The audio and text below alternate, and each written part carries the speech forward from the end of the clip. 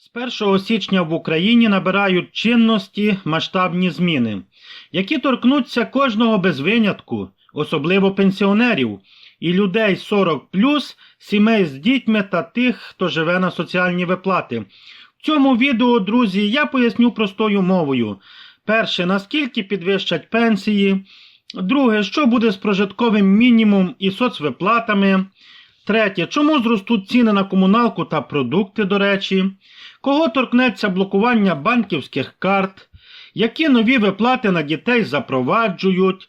І ще, що означає посилення фінансового контролю, будете знати в цьому відео. І чи справді 2000 гривень на здоров'я можна буде використати без проблем. Ви почуєте тут тільки зараз факти, без води, друзі, а просто пояснення, що це все означає особисто для вас і для вашого гаманця. Приступимо. Але дозвольте, ще хочу подякувати всім людям, що підписалися на канал. І ті люди, які писали коментарі, я відповідав. Дуже приємно читати, щиро вам дякую. Ну дивіться, по цій темі. Сьогодні я хочу просто спокійно, так без паніки і без просто зайвих емоцій розповісти вам про зміни з 1 січня в Україні, які вже ухвалені або починають діяти з початку року. Ці всі зміни, щоб ви собі розуміли, торкнуться кожного українця, але найбільше це пенсіонерів, на жаль. І є й хороші сторони, зараз ви почуєте.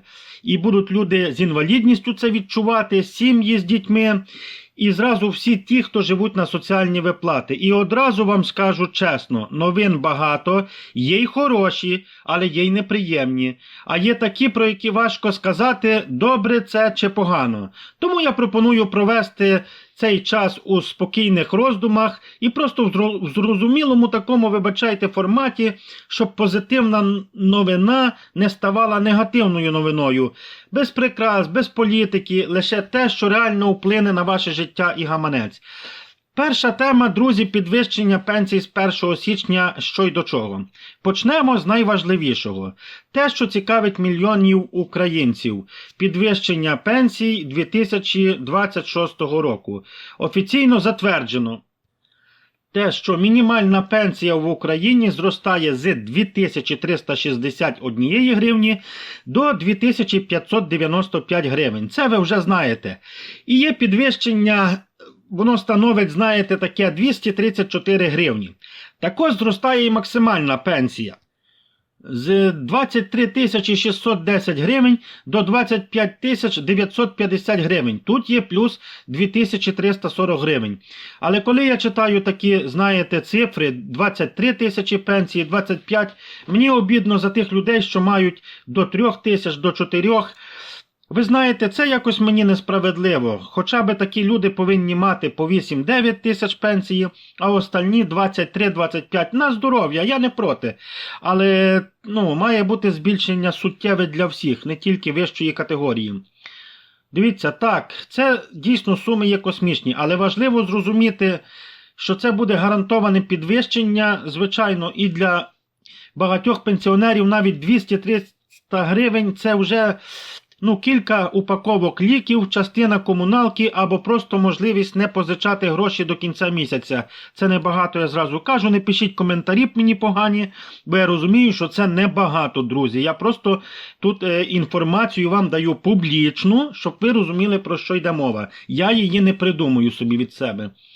Друге буде подорожчання пального і все, що з ним пов'язано, коротко. Тепер буде тут і неприємна новина. З 1 січня знову дорожчає паливо. Причина – поступове підвищення акцизів, яке триватиме до 2028 року. Очікується, що бензин стане дорожчим плюс гривень 50 на 1 літрі, дизель 2 гривні на літрі і автогаз гривень 30 на 1 літрі газу. І тут важливий момент для пенсіонерів. Якщо навіть у вас немає автомобіля, це подорожчання все одно вас зачепить. А чому? А тому, що продукти, ліки, хліб, товари першої необхідності – усе це привозить машинами. А коли дорожчає пальне, ростуть ціни й у магазинах. Тихо, поступово, але впевнено. Вибачте, будь ласка, я мусив це також сказати. Прожитковий мінімум і соціальні виплати тема. Далі знову позитивна новина. Прожитковий мінімум 2026 року підвищується, а разом з ним і соціальні виплати пенсіонерам та іншим категоріям. Нові розміри, дивіться, загальний прожитковий мінімум 3209 гривень.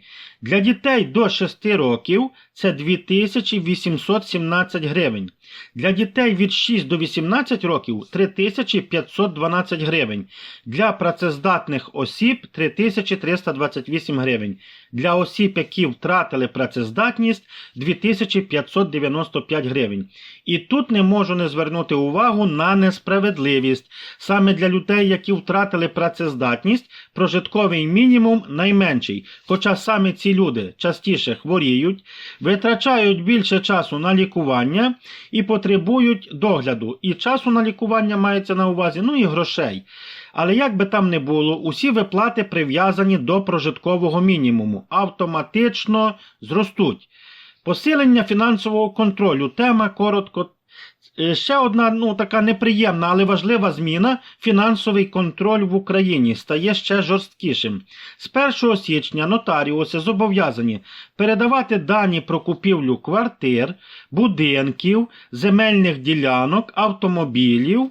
Якщо людина купує дороге майно, а її офіційні доходи цього не пояснюють, можуть виникнути якісь питання. А звідки ці гроші? І пояснення на кшталт відкладав багато років, збирав на чорний день або у більшості випадків ще якісь такі, дали діти чи позичили, це вже проходити не буде.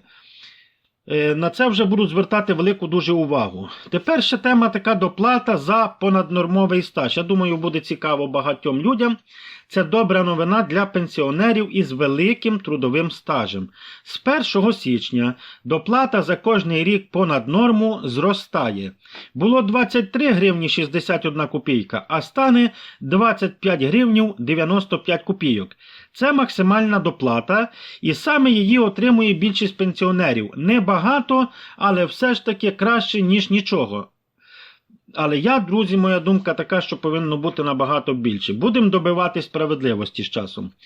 Тепер податок на електромобілі. Коротко, не всіх стосується, але також важливо. Ті, хто думав купувати електромобіль, мають знати. Мито залишається нульовим, але вводиться 20% податку від вартості авто.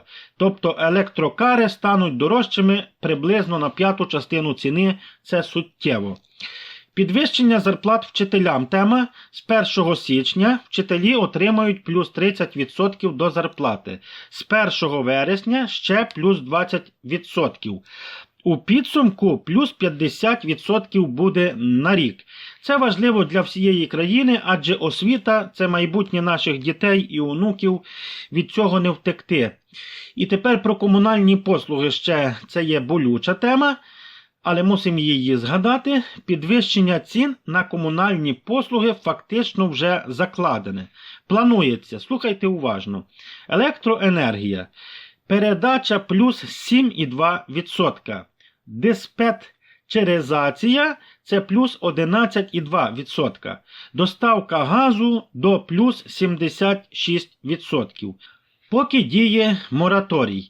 Люди цього не відчують напряму, поки він діє, але бізнес і підприємства відчувають, а далі ці витрати перекладуть уже в ціни товарів і послуг. Яка ж буде мінімальна зарплата? Мінімальна зарплата в Україні зростає з 8 тисяч гривень до 8647 гривень до оподаткування. На руки люди отримуватимуть приблизно 6658 гривень. А тепер ще про блокування банківських карт. Ця тема дуже широко зараз ходить в інтернеті. З 1 січня стартує блокування банківських карт, строк дії яких завершився. Дивіться, заблокують картки з нульовим балансом, картки без руху коштів понад 6 місяців і картки, якими користувалися у відділеннях банку після завершення строку. Картки з грошима, якими не користувалися, працюватимуть до 30 червня 2026 року. Але краще їх заздалегідь замінити, я вам так раджу. І тепер виплати ще на дітей. Одна з найпоширеніших – це новин. Виплати на дітей 2025 року суттєво збільшуються. 50 тисяч гривень при народженні, 7 тисяч гривень щомісяця. Це реальна підтримка молодих сімей у складний час. Така коротенька ще буде тема – телемарафон і культура. На телемарафон виділяють 4 мільярда гривень, друзі, а на культуру загалом 16 мільярдів гривень. Чи добре це, чи погано, кожний нехай вирішує самий. Комусь це підтримка українського контенту, а комусь зайві витрати в складний час.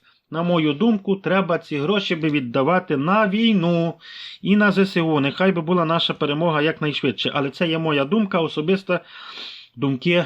Скільки людей, скільки й думок, як кажуть. Ідемо далі. 2000 гривень на перевірку здоров'я дають, щоб ви собі знали. Це, наостанок, давайте так, ще одна це хороша така новина. Для українців віком від 40 і плюс. 2000 гривень на медичне обстеження. Це для всіх, друзі, стосується, від 40 і плюс і далі. Кошти надходитимуть на дія-картку.